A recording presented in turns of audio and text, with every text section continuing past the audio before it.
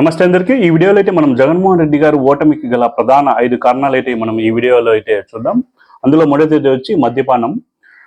జగన్మోహన్ రెడ్డి గారు 2019 ఎలక్షన్ల ముందు అధికారంలోకి వచ్చిన వెంటనే పూర్తిగా మద్యపానం చేస్తానని హామీ అయితే ఇచ్చారు. అధికారంలోకి వచ్చాక ఆ హామీని అయితే నిలబెట్టుకోలేదు. మద్యాన్ని పూర్తిగా ఆదాయంగా మార్చుకున్నారు అతనైతే.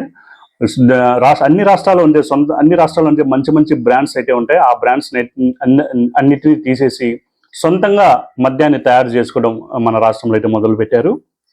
బీర్లు కావచ్చు, మందు కావచ్చు, సొంతంగా తయారు చేసి వాటికి నచ్చిన విధంగా నచ్చిన పేర్లు పెట్టుకొని బ్లాక్ బస్టర్ అని, లేకపోతే 10,000 అని, ఇలా, లేకపోతే మందులో అయితే అమరావతి అని, ప్రెసిడెంట్ మెడల్ అని, ఇలా సొంత బ్రాండ్లు పెట్టుకొని జనాలకైతే పిచ్చి పిచ్చి మందునైతే వారు అత్యధిక ఎక్కువ డబ్బులకు, అంటే మన రాష్ట్రంలో, మన దేశంలో కన్నా ఎక్కువ పిచ్చి మందుకు అత్యధిక డబ్బులు వీరైతే మన రాష్ట్రంలో అయితే వసూలు చేశారు. పాపం ఆ మందు తాగలేక జనాలు చాలా మంది చనిపోయిన ఘటనలు కూడా చాలానే ఉన్నాయి. ఓటమిలో ముఖ్య కారణం మందు కూడా మనం చెప్పవచ్చు. ఇక రెండవ కారణం ఇసుక. 2014 నుంచి 19 వరకు అప్పటి రాష్ట్ర ముఖ్యమంత్రి చంద్రబాబు నాయుడు గారు ఉన్నప్పుడైతే ఉచిత ఇసుక విధానం అయితే అమలులో ఉండేది. ఎవరన్నా ఇల్లు కట్టుకోవాలనుకునే వారైతే వారికి సొంతంగా ట్రాక్టర్ కానీ, ఎద్దుల బండి కానీ ఉంటే వారి దగ్గర ఉన్న చెరువుల్లే కావచ్చు, లేకపోతే నదుల్లోకి వెళ్ళి ఇసుక తెచ్చుకొని ఇల్లు అయితే కట్టుకునేవారు. ఒకవేళ వాళ్ళకు వెహికల్ సౌకర్యం, అంటే ట్రాక్టర్ కానీ బండ్లు కానీ లేనప్పుడు అయితే వేరే వారికి అయితే చెప్పి ఇసుక తీసుకునేవారు. ఆ ఇసుక కేవలం ట్రాక్టర్ అయితే కేవలం 1,500 మాత్రమే ఉన్నది. టిప్పర్ లోడ్ అయితే ఒక 6,000 7,000 ఉన్నది. ఇసుక ఫ్రీగా వచ్చేది. తెచ్చిన దానికైతే వాళ్ళు లేబర్ అయితే తీసుకునేవారు.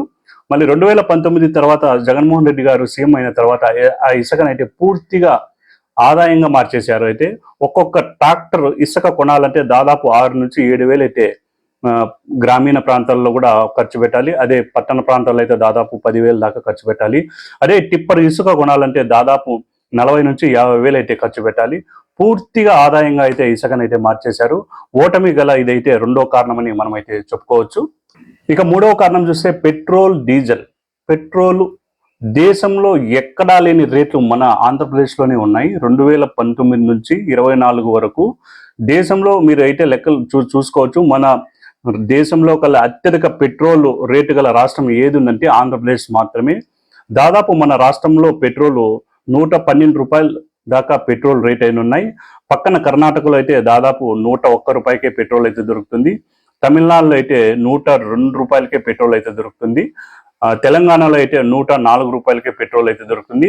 కానీ ఎక్కడ లేని విధంగా మన రాష్ట్రంలో పెట్రోల్ రేట్లు అన్ని రాష్ట్రాల కన్నా 10 రూపాయలు ఎక్కువ చేసి ముఖ్య ఆదాయంగా దీన్ని అయితే మార్చేశారు. అలాగే డీజిల్ కూడా అన్ని రాష్ట్రాల కన్నా 10 రూపాయలు ఎక్కువే మన రాష్ట్రంలో ఉన్నాయి. పక్కన అయితే 90 రూపాయలు, 92 రూపాయలు కర్ణాటకలో ఉంటే మన రాష్ట్రంలో అయితే దాదాపు 102 రూపాయలు అయితే దీన్నైతే డీజిల్ రేటు కూడా పెంచేశారు.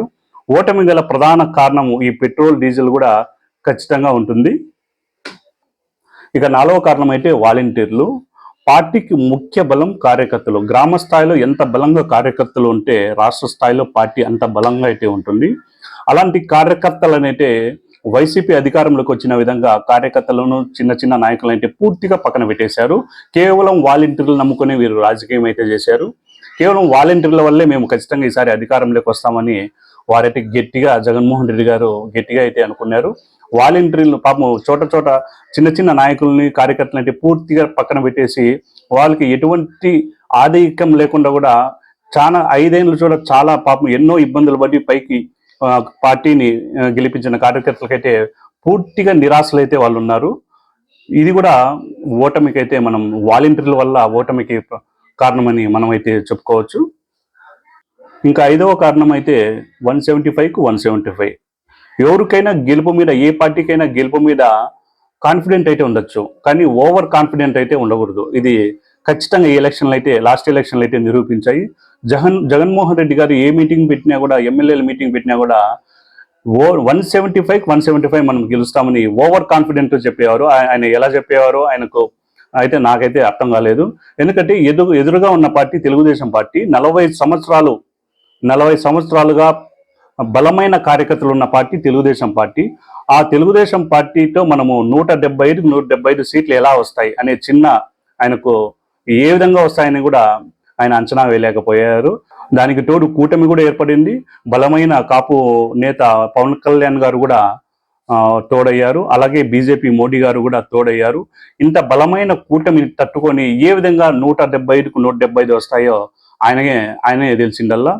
ఒకసారి మీటింగ్లో అయితే జగన్మోహన్ రెడ్డి గారు మీటింగ్లో ఒకసారి నాకు తెలిసి 5 ఏళ్లలో ఒకే ఒక్క ఇంటర్వ్యూ అయితే ఇచ్చారు. అది కూడా వాళ్ళ సొంత మీడియా TV9కి అయితే ఇచ్చారు.